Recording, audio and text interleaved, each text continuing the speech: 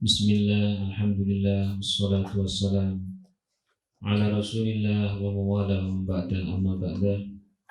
Kita akan mulai ngaji ta'limul muta'alim terlebih dahulu.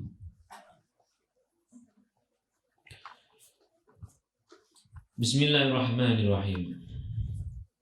Masih tentang menghormati ilmu, ahli ilmu, yang dalam rangka agar keluarga kita sendiri ada yang menjadi ahli ilmu. Ya, semoga keturunan-keturunan saudara-saudari ada yang menjadi ahli ilmu, ahli Quran, ahli kebaikan.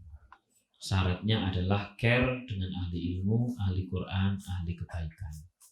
Bila ada ahli ilmu, ahli Quran, ahli kebaikan, yang satu dengan yang satunya berbeda pendapat, antara ulama A dengan ulama B beda pendapat, lalu jenengan ngaca kok jenengan bukan ulama, maka jangan ikut-ikutan. Jelas ya?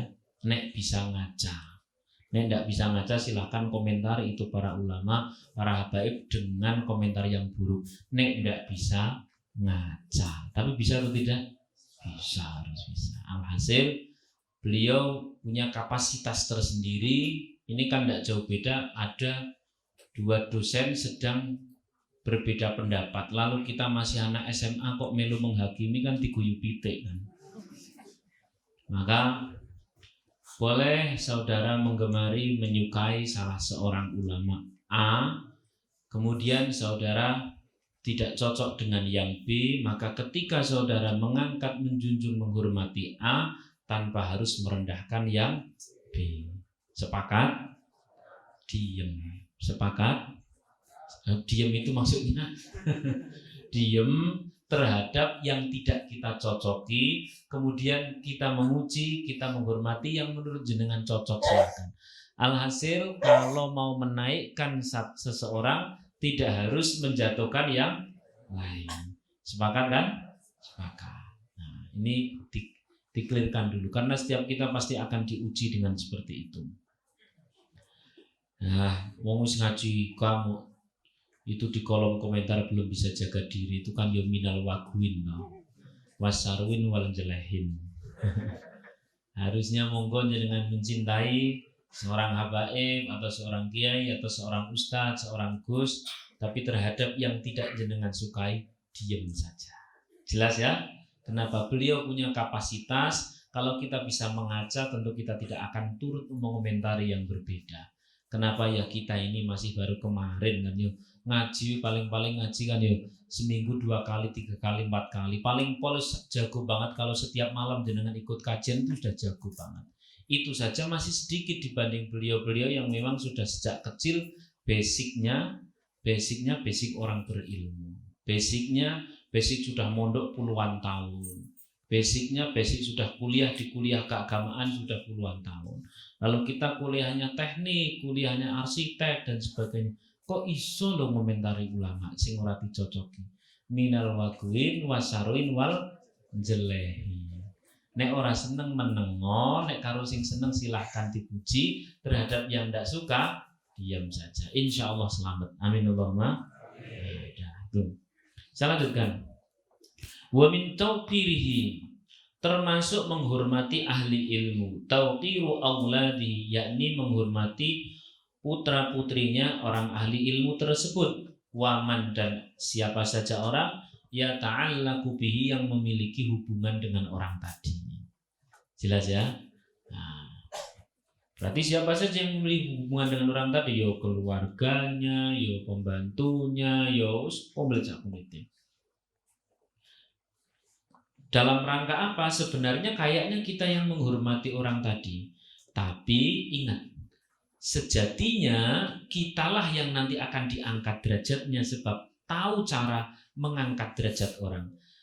Karena wis iso ngwongke, insya Allah satu ketika diwongke. Gitu ya. Wa kana ustaduna Syekhul Islam Burhanuddin sahibul hidayah. Ada seorang syekh namanya Syekhul Islam Burhanuddin, ya, Syekhul Islam Burhanuddin sahibul hidayah, yuhki memberikan satu kisah, anna wahidan min kibari a'immati Bukhara, ada seorang imam besar di Bukhara. Berarti kalau sekarang mana Bukhara?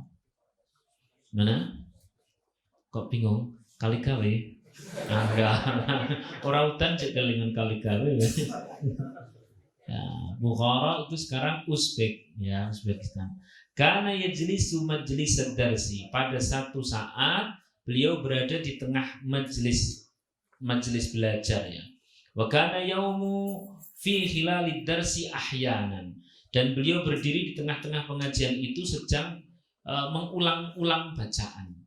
Wa sa'alu anhu wa yaqulu inna ibna ustadi yal'abu ma'asibyan fis sakati fa idza ra'aitu aqwamu lahu ta'dhiman ustadi.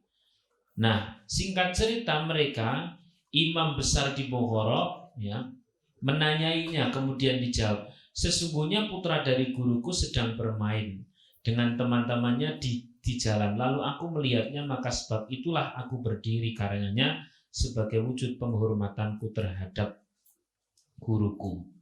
Jadi satu ketika ada seorang syekh yang sudah jadi guru, dia lagi ngaji, ngikuti sebuah majelis ilmu, ya, ngikuti sebuah majelis ilmu.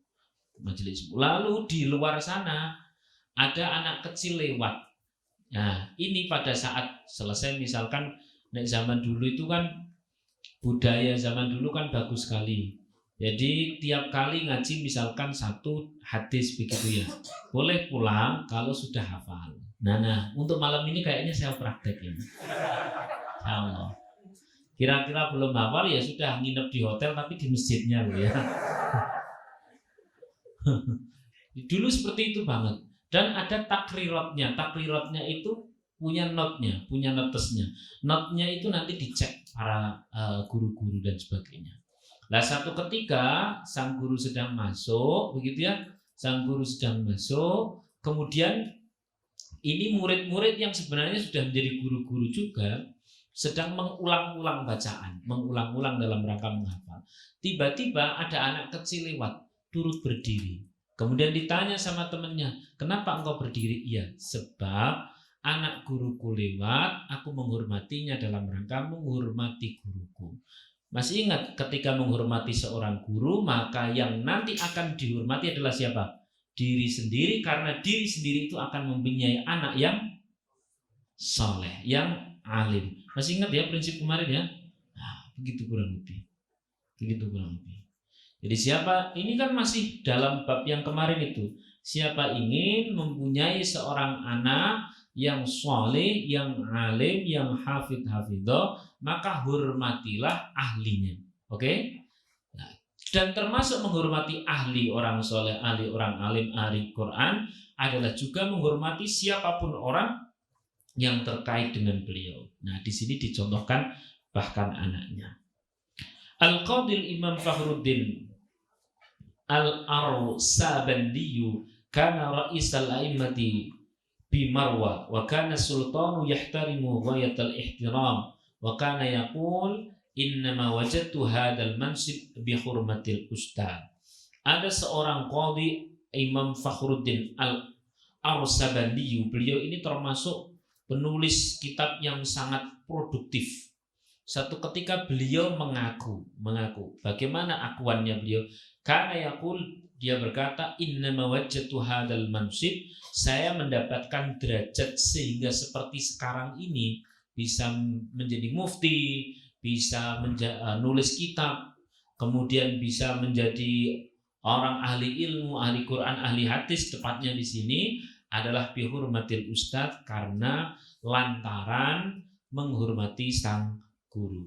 Fa ini kuntu akhdumu ustadil qadil imam Aba Yazid al-Dabusiyya wa kuntu akhdamtuhu wa abbahu ta'amahu wa la akulu minhu. Nah, cerita beliau ini, aku benar-benar menjadi khotim. Khotim itu apa? Orang yang melayani. Ini cerita dulu pada saat biyen-biyene koyo ngopo kok sekarang menjadi orang alim, sekarang menjadi orang jos. Itu kenapa? Beliau cerita.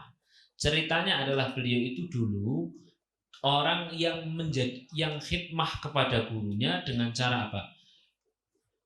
Akhdamuhu, aku melayani, wa abbahu ta'amahu, aku memasakkan masakannya, wala aku minhu, tapi aku tidak ikut makan. Nah, ini rotok pitone santri zaman biyen karo saiki. Nek zaman saiki ya masake, cuman wis dipangan dhisik baru digake. Nah, tapi ya ora apa-apa. Maksud saya ini hazanah seperti ini sanad, ini sanad. Kalau jenengan pakai logika kan kita tahu.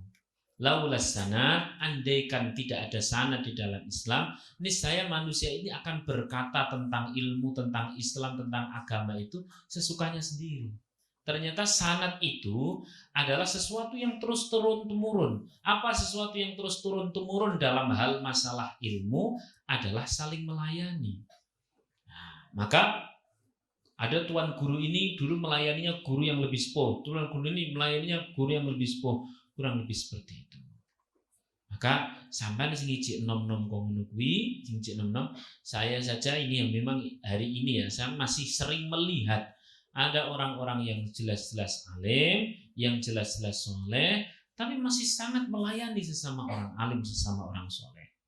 Ya, kalau dari kalangan para habaib, misalkan jenengan besok ke Masjid At-Taufik, coba lihat siapa yang paling repot. Ternyata yang paling repot adalah orang yang kita sering melihat beliau itu orang mulia, tapi beliaulah yang paling repot melayani. Nah, kita ini, masya Allah, wis ilmune cetek, keturunannya wong biasa, ora di duit maneh. Ngono, nek ana apa-apa gitu antel. Orang melu repot dan sebagainya. Ini kan minal wakin wasarwin wal jelehin. Ya. Saya misalkan suan ke kemarin, misalkan suan ke Gus Baha, itu terjadi di sana. Padahal saya suan bersama para asatid, bersama para habaib. Yang terjadi apa? Saling melayani. Blomon. Malah sing cah nom-nom sing tak dijak kae duanteng ndek pipis nang pojok. Ramu tublas. Karena ketidaktahuan. Tidak tahu. Harusnya jangan berpangku tangan ketika misalkan ada habaib datang, ada asatid dari mana datang, ada kiai bagus dari mana datang, jangan pangku tangan. Kalau menurut jenengan itu ada sesuatu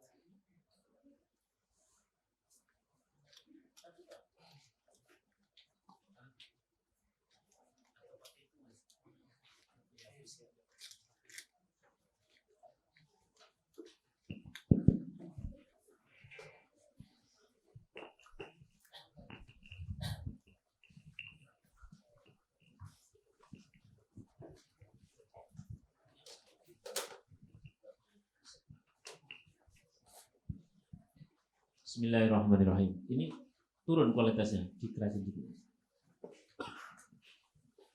Nah kalau kayak gini, yang melayani cukup satu. Jangan bayangkan kalau semuanya. Maksudnya adalah tetap sesuai kapasitas masing-masing. Tapi nek koyo bongso-bongso ngambil air, terus kemudian nata sandal dan sebagainya itu semua bisa lakukan. Jangan pernah diri kita ini menjadi seorang yang berpangku tangan, males terhadap apa-apa kebaikan yang sudah dihadapkan oleh Allah di depan mata kita. Jangan sampai kita termasuk orang yang anteng. Saya dalam kondisi misalkan sudah pakai peci seperti ini dan sebagainya.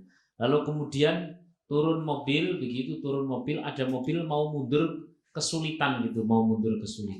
Ya saya turun terus kemudian mundur. Padahal apa coba? Sing tak layani ternyata barang tak intik. Cah pacaran nih.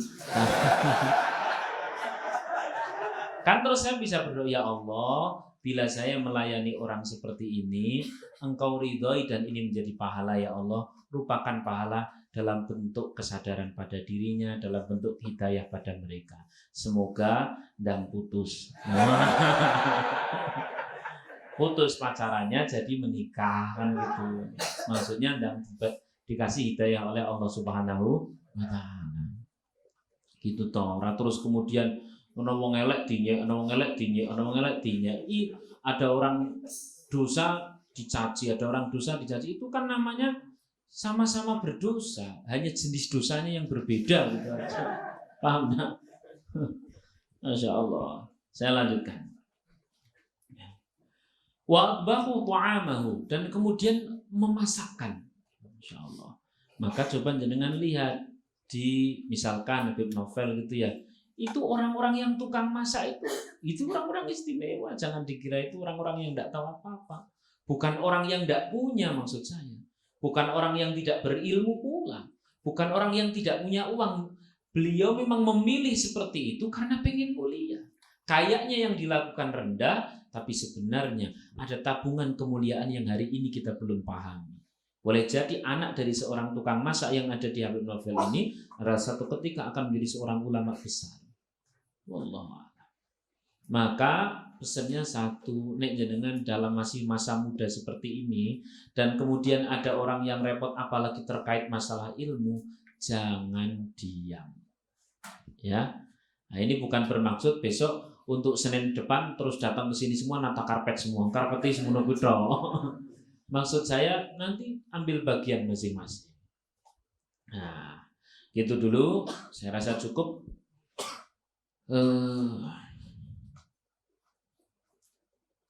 Ya, ini buat besok saja. Pada intinya adalah malam ini kita telah belajar bahwa orang-orang yang memiliki keturunan orang-orang yang alim adalah orang-orang yang dia suka melayani orang yang alim. Al-Fatihah. A'udzubillahi minasyaitonir rajim. Bismillahirrahmanirrahim. Alhamdulillahirabbil alamin arrahmanir rahim maliki yaumiddin. Iyyaka na'budu wa iyyaka nasta'in. Ihdinas siratal mustaqim. Shiratal ladzina an'amta 'alaihim ghairil maghdubi 'alaihim waladdallin. Amin. Yang keberapa? Hikam berapa? 52 ya. Bismillahirrahmanirrahim. Dilalah qadarullah itu masih terkait. Mic yang ini sampai belakang jelas ya. Yang di luar juga kedengaran ya Pak Kim. Sudah jelas ya. Nek tidak segera laporan. Bismillahirrahmanirrahim. Wa ya akhal jahli. Wa ya akhal jahli. Ini artinya sebenarnya bukan pemilik kebodohan. Akhon itu artinya saudara atau teman. Wa ya akhal jahli. Wahai temannya orang bodoh. Temannya orang bodoh. Lau asbahta fi lujajin. Andaikan engkau ini berada di palung laut atau palung sungai, berarti dasar sungai. Fa anta ma bainaha la syakka dham'anu, maka tidak diragukan lagi engkau ini tetap akan merasa haus. Maksudnya apa? Engkau ini tetap tidak akan ada perubahan apa-apa. Apa yang saya maksud di sini adalah begini Mas Bapak, Ibu-ibu rahimakumullah, Mbak-mbak, Mas-mas semuanya. Simpelnya bahwa diri kita itu di lingkungan yang mana saja sebenarnya bukan lingkungannya, tapi yang kita temani, yang menjadi prioritas di dalam hati kita. Nyata-nyata ada orang di lingkungan orang baik-baik tapi dia tidak baik. Kenapa? Karena apa yang ada di sekelilingnya itu tidak masuk ke dalam hatinya. Yang masuk ke dalam hatinya adalah yang di luar sana. Contoh, misal kasih contoh seperti ini. Ada orang, ya, dia itu sebenarnya kakaknya hafal Quran, adiknya hafal Quran. Ini kan orang tidur saja di lingkungan orang hafal Quran, tapi bisa dia tidak bisa membaca Quran. Kenapa? Karena yang ada di dalam otaknya, yang ada dalam hatinya, yang ada dalam prioritas kehidupannya malah konco-konco sing nang jowo. Paham atau tidak? Nah, sebaliknya, siapa orang yang misalkan dia ada di tengah-tengah orang bermaksiat sekalipun, tapi yang ada di matanya, yang ada di pikirannya, yang ada di dalam hatinya adalah teman-temannya yang baik, ya dia tetap bergerak baik. Paham atau belum? Kalau bahasa Buya Hamka, ada orang ke Mekah, bukan ke Mekah, ada orang ke Amerika ya, ada orang ke Amerika. Ternyata di sana nemu orang ibadah. Ada orang ke Saudi, di sana nemu orang maksiat. Kenapa? Karena memang yang dipikirkan oleh orang tersebut yaitu, paham enggak? Jenengan datang ke sini, jelas-jelas semuanya orang ngaji, tapi dari awal sing digoleki aku ning kono jajal, nang goleki so sing ngaji ngantuk ono ora? Ya tetep ono lah. Wong aku ya iso ngene ketok.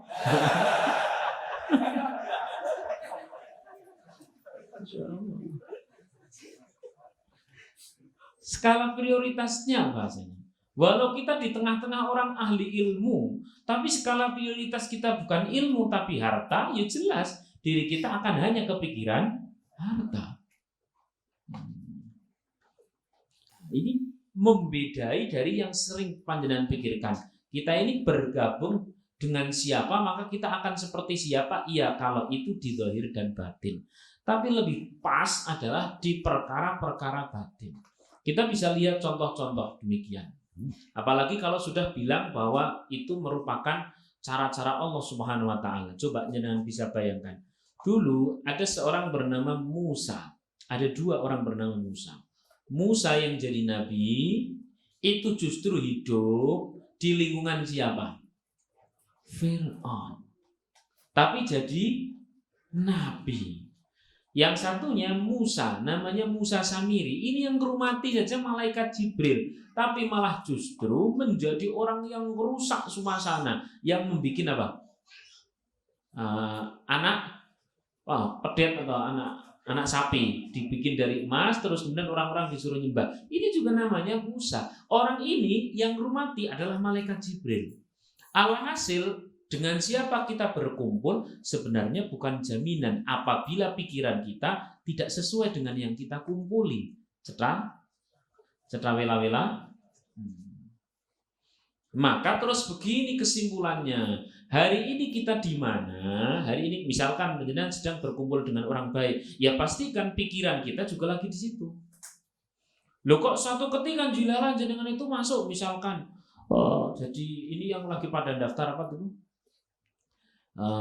Masuk ngomong CPNS kan yojo toh. Sekadung ya. Masal ke situ. Lah di situ dilalah, tidak semuanya buruk sih, tapi ada yang buruk. Ada bahkan mungkin ya banyak sih. Misalkan di sebuah lahan yang lahan basah. Kalau jenengan zahirnya di situ dan batinnya di situ ya sudah ikut tenggelam. Jelas ikut tenggelam. Tapi kalau zahirnya di situ, batin kita di tempat pengajian, sidik-sidik meru Habib Muhammad, sidik-sidik ikut kajian nikam, dikit-dikit ikut baca Quran dan sebagainya, sidik-sidik dan sebagainya. Maka walau dengan ada di tengah-tengah orang yang tadi itu lahan basah, maka insya Allah kalau hati tidak di sana, cepat atau lambat juga akan mentas dan ditolong oleh Allah Subhanahu wa taala. Alhasil apa pesan Kalam Hikam pada hari ini? Kalam Hikam pada hari ini yang menjadi penentu bukan perkumpulan zahir, tapi adalah prioritas batin. Cetak ya, prioritas batin. Nah, jenengan misalkan ya mau nikah sama seseorang, tapi yang terbayang bukan orang yang mau sampai nikahi. Siapa? Mantan. Nah, misalkan begitu. Maka rasanya tidak enak sama sekali seperti itu. Sing calon istrinya namanya sebut saja siapa? Diana mana ya? Umpama ini mohon maaf kalau Diana salah nyebut Ani. Wah, Ani. Ini tidak karu-karuan. Alhasil begini Mas. Hari ini sedang diajari oleh Kalam Hikam bahwa milikilah batin. Batin itu meliputi masih dhahir. Apa yang selain dhahir? Berarti di situ kalau dalam kajian-kajian psikologis itu meliputi pikiran, meliputi hati. Pokoknya apa-apa yang bukan jasad, apa-apa yang bukan jasad, apa-apa yang masuk ke dalam. Milikilah batin yang baik. Sehingga satu ketika kita ada di lingkungan yang baik bisa menikmati. Oke? Ketika kita memiliki batin yang baik, satu ketika kita ada di lingkungan yang buruk, maka dengan sendirinya batin yang baik itulah yang akan menyelamatkan. Wah, kurang penak ini. Masa aku tahu ngaji kok ngene iki malah jagongan wong loro tok. Kok ngene iki ini yang nomor 3 kan setan. Wah, kayaknya malah nanti sama-lama di nomor 3 dan nomor 2-nya saya juga setan. Nah, setan semua kalau ngomong. Alhasil apa? Yang diperbaiki di dalam. Paham atau belum? Siapa yang batinnya baik, hatinya baik, pikirannya baik, dalam kondisi apa saja dia insya Allah akan nyari celah-celah untuk baik. Tapi siapa kalau yang hatinya buruk, walaupun itu di sekeliling para ulama, di sekeliling para habaib, di sekeliling orang yang di sekeliling Nabi saja, bila memang hatinya buruk, ya tetap buruk. Maka yang sering kita sampaikan di mana-mana, berkumpullah dengan orang apa? Soleh. Itu berkumpullah dengan orang soleh secara zahir dan batin. Kalau toh kita tidak bisa secara zahir batin, pilihannya minimal secara batin. Jangan sampai hanya zahir. Bahaya kalau zahir.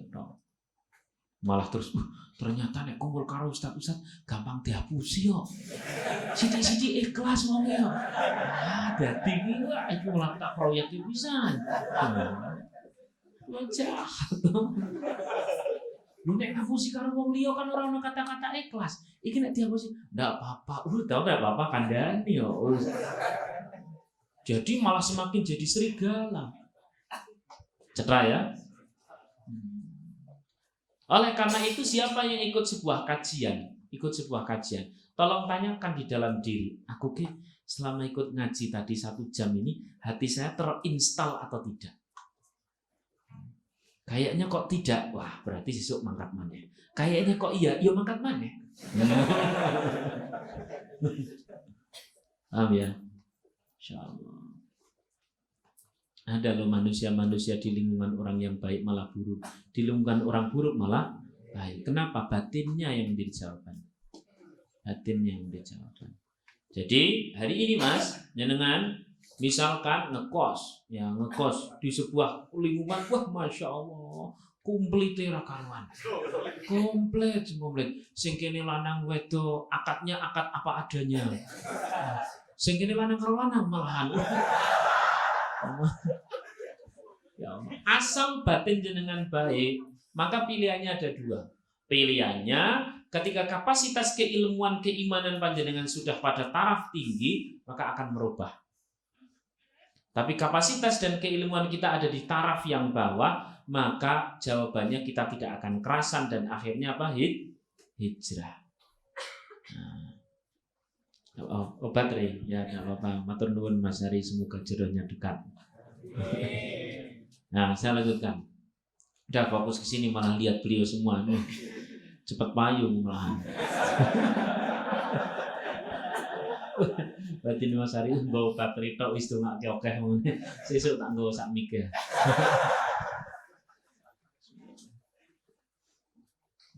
Jadi begitu Mas Mbak rahimakumullah. Yang ada di dalam itu benar-benar dominan. Saudara bisa melihat ada orang-orang yang masya Allah ya mungkin dirinya tidak akan kuat, tapi ternyata kuat dan bisa. Ya berat jawabannya karena memang batinnya sangat kuat. Sehingga begini, kalau ditanya bagaimanakah hukum berkumpul dengan orang fasik, hukum bergaul dengan orang fasik, bergaul dengan orang-orang ahli maksiat, dengan orang-orang zalim, dengan orang-orang nifak dan sebagainya sak komplit. Hukumnya bagaimana? Ya tentu jawabannya simpel. Hukumnya jelas haram. Loh, tapi kalau ditanya ulang lagi, lalu kalau mereka tetap terus dalam kenifakannya, kalau mereka tetap terus dalam kedolimannya, kalau mereka tetap terus di dalam kemaksiatannya, berdosanya, saya tanya, itu tanggung jawab siapa? Ya tanggung jawab kita. Oh berarti bagaimana cara menasihati mereka? Ya dengan cara ngonconi. Berarti hukumnya apa? Ya jadi wajib. Bingung toh. Mau cari haram saya kita jadi. Alhasil begini, kita fasel. Haram itu apabila diri kita berpotensi terpengaruh. Wajib itu bila kita berpotensi mempengaruhi. Cetra.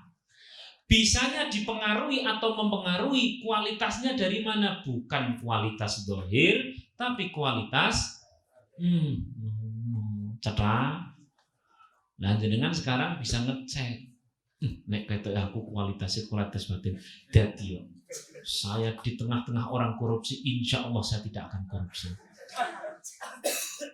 Terus konco takon, pulsane entek ngono. Entek aku pulsane. Iki ono duit aku yo ora ngerti iki duit saka ndi. Tak tukoke pulsa. Oh, ora apa-apa. Wah. Itu kualitas rendah. Gitu ya. Jadi hari ini pun kita bisa memahami ketika melihat orang lain.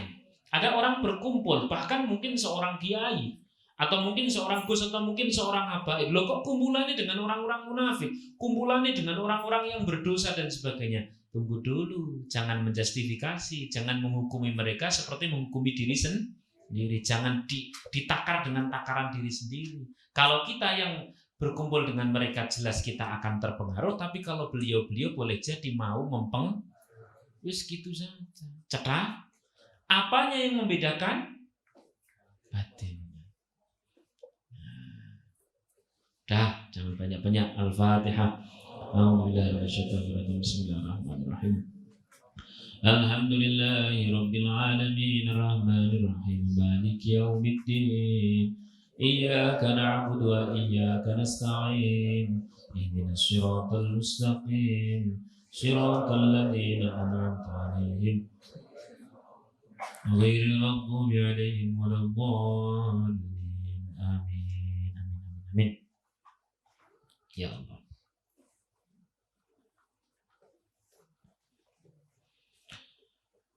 Kitab Arba'in fi Fadail Haramain. Kitab Arba'in fi Fadail Haramain. Kalau subuh di live Instagram saya itu ngaji, ya sebenarnya ada santrinya juga walaupun cuma sekitar orang 5 atau orang 10 gitu, tapi yang di live itu lumayan banyak. Itu setiap subuh itu ngaji kitab Lubabul Hadis, Ta'limul Muta'alim, sama satu lagi kitab Wasaya atau wasiat-wasiat gitulah. Itu kalau subuh. Nah, ini saya ngaji-ngaji seperti ini karena dapat pesan dari beliau. Sebab itu berkata pokoknya nek ngaji-ngaji itu ngaji kitab saja. Biar apa? Biar selamat. Kenapa kalau jauh dari panduan biasanya cok rotok ngarang-ngarang piye gitu. Maka tak pikir-pikir ya bener mau nek jago-jagoan malah sidoni stand up comedy gua. Wong wis maca kitab yo wis guyon. Insyaallah. Baik. Maka saya lebih senang kalau ngaji kitab ini kitab hadis. Jadi yang pertama kitab karangan para ulama dalam sanad masalah mencari ilmu yang pertama. Yang nomor tengah tadi itu kitab Hikam. Itu kitab yang lebih banyak berbicara tentang perilaku-perilaku batin manusia. Ya, kenapa pengaruhnya seperti tadi itu. Yang hari ini semua sih. Yang terakhir ini adalah kitab hadis. Kalau habis zuhur ini kan sudah mau Ramadan ceritanya. Ramadan itu di mana saja ahli ilmu biasanya semakin getol. Oh, justru koyo kulaan. Kulaan ki apa? Ini saya sampai bayang-bayang aku kok pomone urung duwe keluarga, masih jomblo-jomblo koyo sampean. Wah, iki nek Ramadan biasanya saya nyari ke pondok-pondok karena satu Ramadan saya bisa menghatamkan kitab. Kalau dalam satu Ramadan itu di pondok-pondok besar itu kan 24 jam ada pengajian. 24 jam, bener-bener 24 jam, enggak pernah berhenti. Selesai kompleks ini, kompleks sana, selesai kompleks sana, kompleks ini. Udah di Pampang ada sekian ratus kitab yang dibaca ini, yang baca ustadz ini, yang baca ustadz ini, baca ustadz ini. Yang ngaji besarnya Ihya Ulumuddin atau yang ngaji besarnya ini kitab Bukhari. 1 bulan hatam biasanya. Ada yang mulai dari tengah bulan Sya'ban gitu. Maka di pondok-pondok besar biasanya seperti itu. Wah, dulu pas zaman semono ya cik nom pas kuwi. Wah, senenge ra karuan. Iki aku pokoknya Ramadan tahun iki rampung kitab 1, 2, 3, 4, 5, 6, 7, 8, 9, 10, 11, 12, 20. Wah, begitu tekan gone, ya Allah, cuman bisa 7. Selebihnya tenaga udah tidak kuat dan sebagainya. Dan yang paling jos namanya juga Ramadan kan ngaji ibadah turu kan ya.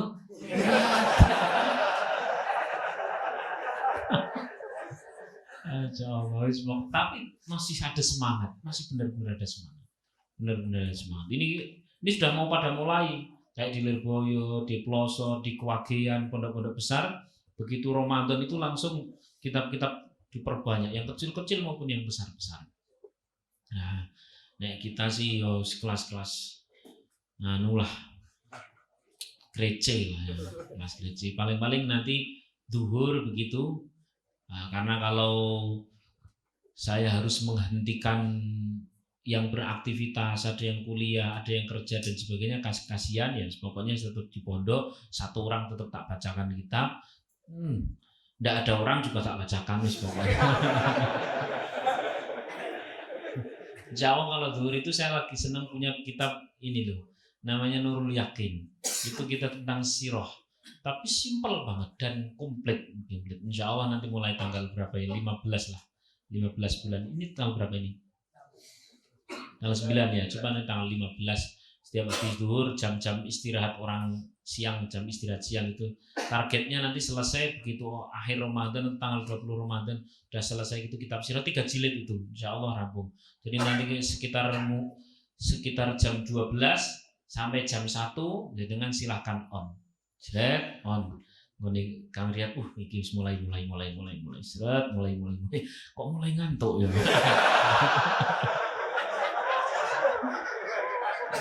Ya, tapi tidak apa-apa. Yang terpenting ilmu itu Masya Allah ya. Tadi siang saya ngaji kitab, siang tadi zuhur di kantor, di sebuah kantor saya ngaji kitab namanya kitab Arba'in fi Fadailil Ilmi wa Ahli. Nah, itu ada hadis yang bagus sekali dan cara nerangkannya yang bagus. Man salaka tariqan yaltamisu fihi ilma sahalallahu tariqahu ilal jannah. Siapa orang yang dalam kehidupan dunia ini mau dia jadi apapun, dimanapun, sesibuk apapun, dia lagi susah, lagi senang, lagi punya uang, lagi tidak punya uang, sudah nikah atau masih jomblo banget, kok yang tamisu fil ilma, dia terus memiliki kaitan dengan ilmu, maka sahalallahu tariqahu ilal jannah. Berarti kompas arah kehidupannya sedang menuju surga. Kalau diwalik, siapa orang yang cuma sibuk saja dan tidak memiliki kaitan dengan ilmu, maka berarti kompas arah kehidupannya entah tidak tahu kemana. Kebalikan dari surga. Saya tidak bilang, saya tidak berani ngomong neraka. Oh sudah ya. Maksudnya itu. Ditambahi lagi hadis dikit lagi ini biar jenengan tambah senang sama ilmu. Tambahi lagi yang di bawahnya, hadis di bawahnya itu masih dalam kitab yang sama, adalah mayyuridillahu bi khairan yufaqihu fiddin. Siapa orang yang dikehendaki oleh Allah untuk menjadi orang yang baik. Nah, kan kita tahu indikator ini tuh saya mau dijadikan oleh Allah seperti apa toh, ahli apa toh, baik atau buruk dan sebagainya. Jawabannya kelihatan pada gairah diri kita terhadap ilmu. Siapa orang yang dikehendaki oleh Allah Subhanahu wa taala menjadi orang baik versi Allah, maka dia digerakkan hatinya untuk senang nyari ilmu. Berarti kalau jawabannya diwalik, tapi ono koncoku nek masalah masjid ora tahu masjid, ngaji ora tahu ngaji, tapi wonge apik kok. Jelas itu baik versi makhluk. Yang di sini sedang dibahas adalah versi Allah. Kenapa? Karena kita mati, jelas ketemunya Allah. Nah, pas lagi ngaji seperti itu, selesai ngaji ada yang bilang begini, Pak Ustadz, tahu mas sing biasa ngontak jenengan pas ngaji enggak? Ya tahu. Kenapa? Sudah 1 bulan ini meninggal. Ya Allah. Umur berapa? Umur 34. Loh, merasa adik kelasku, ya Allah. Udah meninggal, masih muda. Nah kan kita menjadi bertanya-tanya, arah kehidupannya kemana? Ternyata wong senang ngaji. Jelas arahnya sedang ke sana, ke surga. Nah, kalau diwalik, ya diwalik sendiri. Paham kan? Insya Allah gitu ya, biar tambah senang sama ilmu. Pokoknya habis zuhur gitu ya. Nah, kemudian tetap harus ada adab-adab pula dalam mencari ilmu. salah satu adabnya silahkan. Kemarin kemarin kan ada yang WA, ada yang DM, ada yang di kolom komentar setelah saya sewan Gus Bah itu bawahnya, oh, share dong dapat ilmu apa, ilmunya simpel kok, ilmunya simpel. Kalau nyari ilmu di mana, di tempat mana, usahakan di majelis ilmu yang pakai panduan. Tidak buruk sih yang tidak pakai panduan, cuman lebih selamat yang pakai panduan. Nah, misalkan saya baca kitab hadis, itu semakin kitab itu semakin sepuh, semakin baik. Semakin lama, semakin salaf, semakin baik. Semakin baik. Misal ya, antara kitabnya Imam Malik, berarti nama kitabnya Muwatta. Itu kitab hadis terlawas, tersenior. Terus kemudian ke bawah sini ada kitab hadisnya Kutubus Sittah, itu berarti kan ada Imam Baihaqi, Imam Nasai, terus kemudian Imam Tabrani dan sebagainya, Imam Ahmad dan sebagainya, sampai ada Bukhari, Muslim dan sebagainya. Itu masih jos. Ke bawah lagi sudah mulai dirangkum masuk ke kitab-kitab, menjadi kitab-kitab yang sudah mulai tabi'in, sama-sama kitab hadis. Itu sudah mulai ada jadi Bulughul Maram, jadi Riyadhus Shalihin, dikumpulkan untuk masalah fikihnya tok, jadi Bulughul Maram, dikumpulkan untuk masalah akidahnya tok, jadi kitab namanya Arba'in. Terus makin pucuk makin bagus, tapi di sini pun makin bagus. Nah, semakin kesini semakin berkurang sebenarnya. Sampai sini kan terus kemudian menjadi ada kitab kumpulan hadis motivasi Islami. Oh iya api. Tapi ini api-apian kalau langsung tulisan Imam Bukhari, ya bagus Imam Bukhari. Ada yang baru-baru ini Al-Albani, ini baik. Tapi kalau mau ditempel dengan yang At-Tirmidzi dan sebagainya yang lebih sepuh, ya tetap menang At-Tirmidzi, menang An-Nasai dan sebagainya. Sehingga kalau misalkan satu ketika terjadi perbedaan, milih yang paling tua. Gitu kata beliau, milih yang paling tua. Apalagi sampai yang ke bawah-bawah sini ada khazanah Islam itu kan dari timur, dari hadis, Quran, hadis dan sebagainya. Kemudian diterjemahkan. Lah penerjemahannya itu kadang-kadang tidak langsung ke negara masing-masing, tapi disentralkan dulu di bahasa Inggris, kemudian di baru bahasa masing-masing. Sudah terjadi berapa proses itu? Berarti sudah ada apa? Penyempitan makna. Maka semakin kesini itu semakin ya bagus timbang ora sih. Sampai sini terus kemudian ngajinya pakai apa? Oh, pakai kitab yang ada di dalam aplikasi. Terjemahan, iklannya kok joget.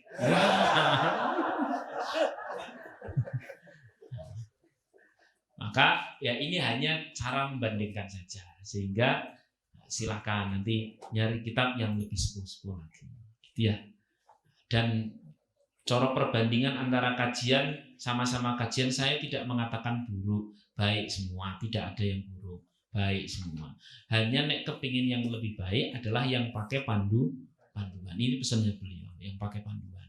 Kalau beliau kemana-mana itu kan bawa atau kita dibuka, baca, terus habis itu terangkat. Itu lebih insya Allah lebih selamat, lebih jelas sanadnya. Cepat ya. Nah, alhamdulillah. Ya, malah orang sudah moco, kan mau cerita apa ya Allah. Bismillahirrahmanirrahim. Masih 5 menit. Bismillahirrahmanirrahim.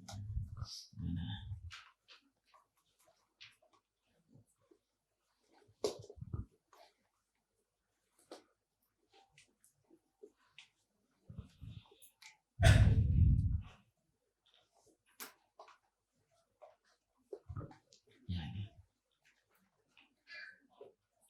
Ali bin Abbas radhiyallahu anhuma, dari sahabat Abdullah bin Abbas radhiyallahu anhuma, semoga Allah meridhai kedua beliau. Berarti sahabat Abdullah bin Abbas dan sahabat Abbas, dan itu dua orang. Qala Rasulullah sallallahu alaihi wasallam, Rasulullah sallallahu alaihi wasallam bersabda, khairu ma'in, sebaik-baik air, ala wajhil ardi, di permukaan bumi ini adalah ma'u Zamzam. Air apa? Zamzam. Fihi ta'amun minat tu'mi. Di sana terdapat makanan dari makanan. Wa syifa'un minas suqmi, dan di sana di air Zam-Zam itu terdapat obat dari sekian banyak obat. Ini hadis keluar pada saat zaman Rasulullah, betul nggak? Berarti berapa ribu tahun yang lalu? Banyak harus pokoknya, banyak tahun. Hari ini baru diteliti kan, kalau ternyata Zam-Zam itu mengenyangkan. Kenapa mengandung apa? Begitulah apa nih itu, apa ada yang tahu? Yang memang benar-benar mengenyangkan. Lah ini hadis Rasulullah kan berarti betul. Ternyata di dalam air Zam-Zam itu ada dari makanan, dari sekian banyak makanan. Mengandung apa begitu saya tidak tahu. Kadar apanya gitu, sehingga kalau diminum memang kenyang.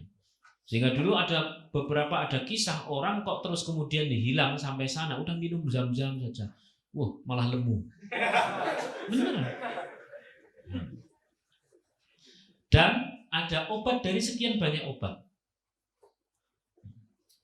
Sekian banyak obat. Tentu harus pakai iman. Tentu harus pakai apa? Iman. Saya kalau ke Mekah, ini sekedar tips saja. Ini bayangannya jenengan sesuk meh mangkat gitu ya. Anggap saja tidak ada corona di dunia ini. Wong ada ndak ada Gusti Allah krasa mati kabeh ya kan. Itu kan hanya lantaran. Pomone ora ana corona ya mati, ana corona ya mati. Begitu. Ya cuman mati ini pas wis ndek bojo apa urung kan urung jelas.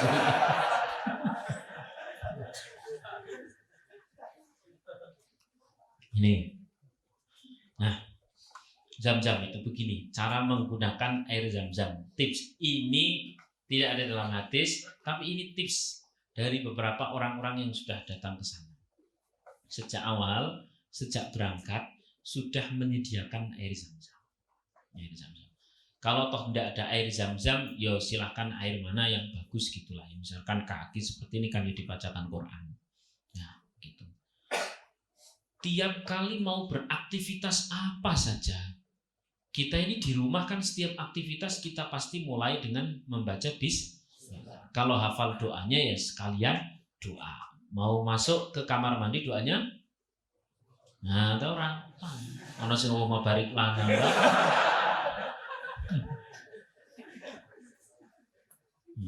Gimana? Bis? Allahumma ini a'udzubillahi khubusi wal bismillah dulu dan sebagainya. Keluar kamar mandi terus kemudian doa mau makan juga ada. Doa pada saat nyisir rambut. Doa ketika duduk, ketika berdiri. Itu kan ada bismillah Allahumma sholli ala sayyidina Muhammad. Pas pagi kan sudah tak kasih tahu toh di kitab Lubabul Hadis kan ada. Orang mau duduk, orang mau berdiri dia baca bismillah, orang selesai dari majelis subhanakallahumma wa bihamdika dan terus sebagainya. Alhasil dalam setiap gerakan-gerakan umat Islam itu ada doa. Dalam setiap dia beralih dari satu tempat ke tempat yang lain, dia bergerak untuk melakukan apapun sekecil apapun, itu ada doa. Dan baca bismillah. Air ini senantiasa dibawa. Misal mau ke ngaca atau pas duduk di pesawat, kita baca-baca doa-doa, wirid-wirid dan sebagainya. Ini air selalu di depan. Kan jenengan sudah tahu kan penelitian Pak Deku, namanya Pak D Masaro Imoto. Itu loh yang air itu ternyata bisa merespon, paham ya? Mas Pak D siapa namanya? Masaro Imoto. Kan enggak syirik dong? Dulu toh orang bilang syirik pas belum ada penelitiannya. Setelah ada penelitian, oh ternyata ini ilmiah. Pret syirik. Kan ada tuh penelitiannya. Air ini bila dikatakan kata-kata yang baik merespon baik, dikatakan kata-kata yang buruk merespon buruk. Alhasil ini sesuai dalam surah Al-Anbiya itu ya, surah Al-Anbiya 30 itu, wa ja'alna minal ma' kulla syai'in hayy. Air itu hidup. Alhasil pada saat kemudian kita mengatakan kata-kata yang baik, berdoa dengan kata yang baik, apalagi itu substansi airnya sudah air Zam-Zam, masuk ke pesawat doa, di depannya ada air sambil berdoa, kemudian keluar dari pesawat pas di apa tuh tempat buat nunggu itu apa tulisannya? Nah, ya tulisannya orang langsung ngapusin ya. Di lounge itu yo bawa itu airnya sambil berdoa, apapun itu terus sambil berdoa dibawa, dan cara minumnya dikit-dikit kayak gini. Bismillahirrahmanirrahim. Alhamdulillah. Maka senantiasa diri kita ini tidak pernah kering, selalu terkena air doa, dan masya Allah, satu sehat, nomor dua dikeresake semangat terus. Cetak ya, besok pagi bisa praktek. Silahkan ke pesawat.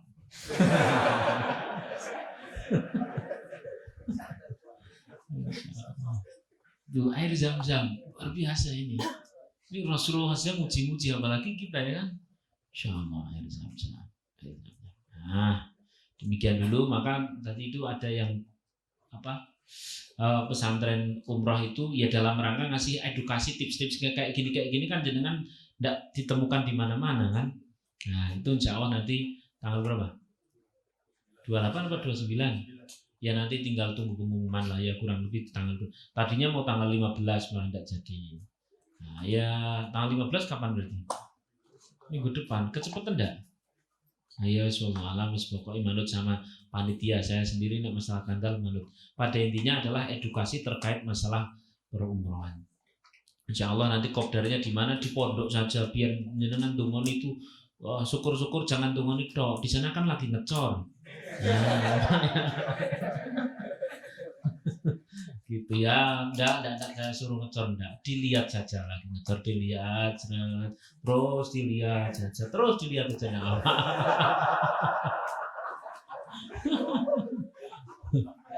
Ya enggak apa-apa. Ya betul kan, memang bukan kapasitasnya gitu. Ya gitu aja, matur nuwun, terima kasih. Insya Allah ada di tanggal 29 kalau jadi, semoga tidak mundur lagi ya. Tanggal 29 kita sini.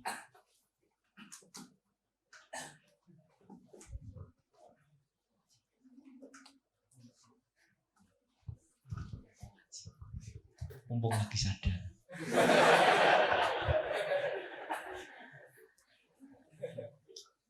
Bismillahirrahmanirrahim.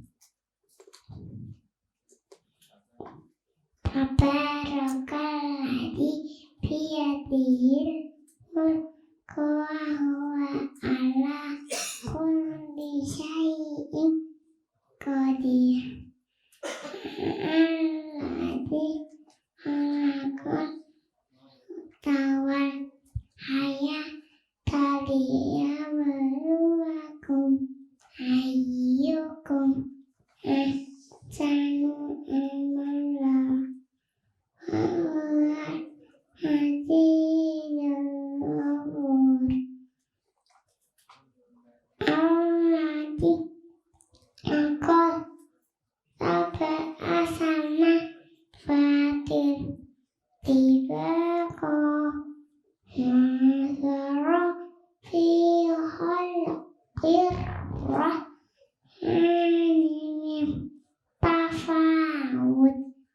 Fajil wasar tarak min foton sumajil wasar otaini yang kolib ilaika basaraha si'aw wa huwa hasib walakadayam nasama adunya bimasobi wajah narujuf malis ayati wajah anna narujuf malis sayati wa atadna'um ada wasai.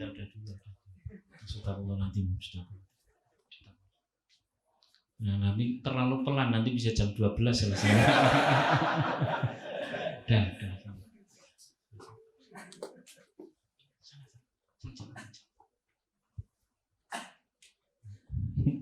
Ini pajak. Pajaknya ngaji untuk dapat HP. Baik, mari kita tutup bersama dengan membaca istighfar. Astaghfirullahaladzim, astaghfirullahaladzim, astaghfirullahaladzim, astaghfirullahaladzim, astaghfirullahaladzim, astaghfirullahaladzim. Bersama-sama sembari istighfar Nabi Yunus kita bersedekah untuk pondok yang Ambarawa, insya Allah Sabtu Ahad besok. Siapa yang mau ikut turut ke Ambarawa dipersilahkan. Sabtu Ahad besok kita bareng-bareng bersama Rilaman. Sabtu Ahad besok nilai pondok yang Ambarawa. Nilai pondok Ambarawa. Terus kemudian yang di Ambarawa itu gratis semua, gratis semua. Dari mana uangnya? Ya salah satunya dari panjenengan-panjenengan itu semua. Maka bismillah, semoga kalau jenengan kira-kira ngapal ke Quran orang malah nggak muter-muter lalu mupeng-mupeng, ya sudah bismillah, semoga dengan berang-berang koordinasi kita turut memberikan untuk para penghafal Quran. Demikian pula untuk pondok yang sini, yang mana Sadeng ya itu lagi ngecor malahan, semoga jadi semen dan sebagainya dan keberkahan untuk panjenengan semuanya. Yuk bareng-bareng kita bersedekah sambil beristighfar. Biasa sedekah tidak harus sedikit, yang penting ikhlas. Yang penting ikhlas walaupun banyak. Walaupun banyak yang penting ikhlas. La ilaha illa anta subhanaka inni kuntu minadh dhalimin.